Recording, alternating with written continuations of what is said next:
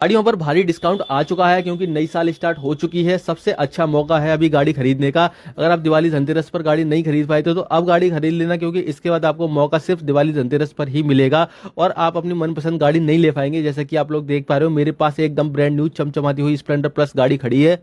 इसमें आपको सारे फीचर्स मिल जाएंगे। नया वाला मीटर मिल जाएगा, मोबाइल चार्जिंग का पॉइंट मिल जाएगा, स्टैंड कट ऑफ वाला फीचर भी मिल जाएगा। गाड़ी काफी अच्छी लग रही है देखने में, कोई दिक्कत वाली बात नहीं है। और अगर आप ये वाली गाड़ी लेना चाहते हो तो 10 से 12 हजार रुपए जमा करके गाड़ी लेके जा सकते हो। ऐसे ऐसे ऑफर आ चुके हैं नई साल की वजह से। अगर आपका सिविल स्कोर काफी ज्यादा अच्छा है तो आप काफी डाउन पेमेंट पे, मतलब काफी लो डाउन पेमेंट पे गाड़ी घर पे लेके जा सकते हो।